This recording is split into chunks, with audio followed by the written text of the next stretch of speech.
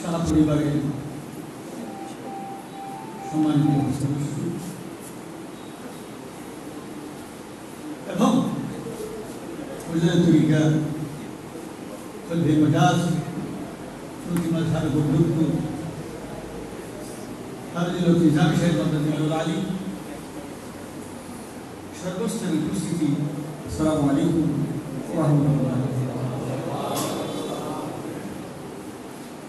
সম্মানিত উপস্থিতি, এক কথায় বলতে গেলে সুন্নতি সিরাত মাহফিল সমস্ত সিরাত মাহফিলের জন্য এখান থেকে সিরাতের দ্বারা শুরু হয়েছে। আগে কেউ এটা কল্পনা করেন নাই। আজকে এখন মনে হয় 55 বছর এক লোককে শয়তান এসে বলল যে তোর মতো বোকা গাছে বাসে আছে 40 বছর নামাজ ফরজ করা, তোর নামাজে কবুল হয়েছি, আল্লাহ কি তোর অনেক দিছি। আল্লাহ তাআলা ফেরেশতা করে তাহলে বললেন যে 40 বছর যে পড়তে পেরেছে কবুল হয়েছে বলে পড়তে পেরেছে। সুবহানাল্লাহ। এই সিরাত মাহফিল আল্লাহ পাক কবুল করেছেন বলেই আজকে 55 বছর পর্যন্ত এটা অব্যাহত আছে, এখন পর্যন্ত ইনশাআল্লাহ থাকবে। সম্মানিত উপস্থিতি, পুরা দেশকে দুইটা পরিবার গ্রাস করে ফেলেছে। এক পরিবার চলে গেছে, আর পরিবার আছে। প্রয়োজন যেটা সেটা নাই, প্রয়োজন যেটা সেটা ওই পরিবারের সদস্য করার জন্যই এই যে উলিয়ে কামেল শাহ সুফি হাফেজ আহমদ রহমতুল্লাহ আলাইহি সিরাত মাহফিলের প্রয়োজন। সুবহানাল্লাহ। সম্মানিত উপস্থিতি, আমার আল্লাহ বলেন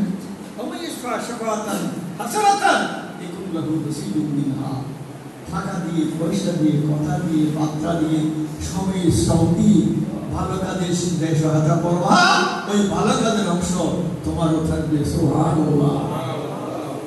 এইগুলো কি বেড়া, এইগুলো সব রাজনীতি। এই জাতীয় অপকথা যারা বলবে, অপপ্রচার যারা করবে, তাহলে এদেরকেও সারা হবে না। এই অপপ্রচারের কারণে যে ক্ষতি হয়েছে, এই ক্ষতির একটা অংশ যে বলেছে তার আমার নামে থাকবে। সম্মানিত উপস্থিতি, আমরা আল্লাহর কাছে দোয়া করুন, আল্লাহ পাক যেন এই মাহফিল সুন্দরভাবে, সফলভাবে, সার্থকভাবে আল্লাহ পাক যেন এটা বাস্তবায়ন করার তৌফিক দেন। আমরা অর্থ, পরামর্শ, বুদ্ধি ইত্যাদি দিয়ে এগিয়ে আনুন। সম্মানিত উপস্থিতি, এই যে আমার আল্লাহ বলেন এককালে তার উপর দিলে শেষ, আর কোনো সমস্যা ওই দিন কিন্তু শেষ হয়ে গেছে। ওই দিন কি হয়েছে? শেষ হয়ে আমরা আল্লাহ বলে এমন একদিন আসবে আমার পরিবারের সদস্য যারা, তাদের চেহারা উজ্জ্বল হবে। সুবহানাল্লাহ। আমার পরিবারের বাইরে যারা আছে তাদের চেহারা মলিন হবে। অনেক দিন ব্যাপী আল্লাহ পরিবারের সদস্য কিভাবে বৃদ্ধি করা যায়, এই প্রশিক্ষণই, এই শিক্ষাই, এই সংস্কৃতি ওই মাহফিলের মধ্যে আলোচনা হয়। ঠিক না? সম্মানিত উপস্থিতি, যত মানুষ এতে আল্লাহ পরিবারের সদস্য হবে, তাদের সওয়াব আমরা যারা সহায়তা করি, যারা অংশগ্রহণ করি, আল্লাহ তাআলার ভাষায়, আল্লাহ হাবিবের ভাষায় শাহ সাহেব কাল্লা রহমতুল্লাহ যাবে পাবে, আমরা পাবো। আলহামদুলিল্লাহ। সম্মানিত সব পরিবার যাবে জাহান্নামে, একমাত্র আল্লাহর পরিবার ছাড়া আর কেউ জান্নাতে যেতে পারবে না। আল্লাহর পরিবার কি আবার? ওয়ালিল্লাহি আহলিনা মিনান নাস, পৃথিবীতে আল্লাহর পরিবারের সদস্য আছে। কালু সারে গ্রাম থেকে বলতে ইয়া রাসূলুল্লাহ, ইয়া আল্লাহ তাআলা কারা? قال اهل القران اهل الله وخاصته। যারা কোরআনের কথা বলবে, যারা শেখ সাহেবের কথা বলবে, শেখ পরিবারের সদস্য, যারা জিয়া সাহেবের কথা বলবে, জিয়া পরিবারের সদস্য, যারা আমার কোরআনের কথা বলবে, আমি আল্লাহর পরিবারের সদস্য। সুবহানাল্লাহ।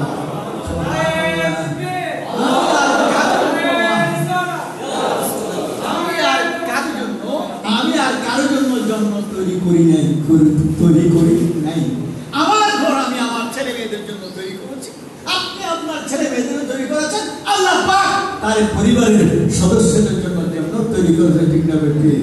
আল্লাহর কসম, কোরআনের বাইরে যারা যাব তাদের জন্য এই জান্নাত নসিব হবে না।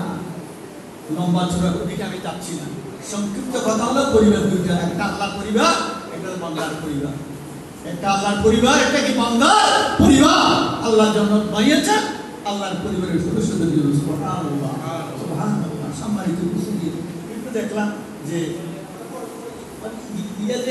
তরকারি মাছ মাপার সময় এই যে মাছি টাছি বসলে তেমন কোনো সমস্যা নাই, কিন্তু যদি স্বর্ণ মাপার সময় বসে তাহলে সমস্যা আছে।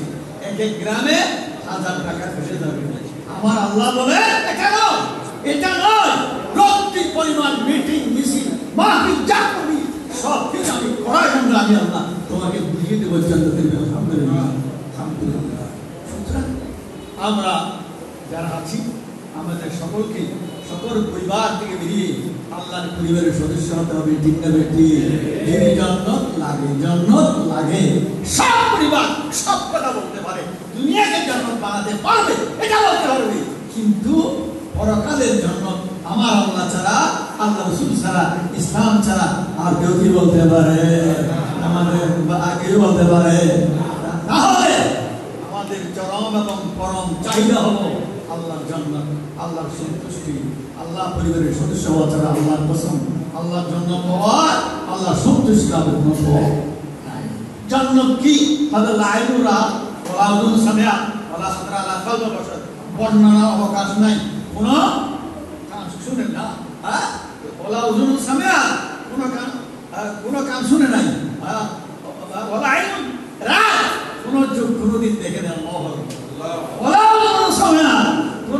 কোনদিন ওই সুখের কথা, শান্তির কথা, আরামের কথা, আয়েশের কথা কোন কান শুনে না। সুবহানাল্লাহ। কোন অন্তর কল্পনা করতে পারবে না যে বেহেশতে আরাম, আয়েশ, শান্তি কি রকম হবে, কোন অন্তর কল্পনা করতে পারবে না। এইসব রেখেছেন কে? আল্লাহ। এইসব রেখেছেন কে? কারো হাতে কি আছে? আমার আল্লাহ ছাড়া আর কারো হাতে নাই। সুতরাং স্বপ্ন লাগলে স্বপ্নের ব্যবসায়ীর কাছে যেতে হবে, গোস্ত লাগলে কসাইয়ের কাছে যেতে হবে। জান্নাত লাগলে আমার আল্লাহ ছাড়া কারো কাছে গেলে আল্লাহর কসম জান্নাত পাওয়া যাবে না। যে জান্নাতে আল্লাহ পাক শক্তি রেখেছেন, এই সিরাত মাহফিল আল্লাহর কসম, এগুলো রাজনৈতিক পায়রা নয়, এগুলো হলো আল্লাহর পরিবারের সদস্য প্রশিক্ষণের কেন্দ্র। সুবহানাল্লাহ। এই কারণেই আল্লাহর ওলি এই সুন্নাত আল্লাহ পাক 55 বছর রেখেছেন, কিয়ামত পর্যন্ত ইনশাআল্লাহ থাকবে।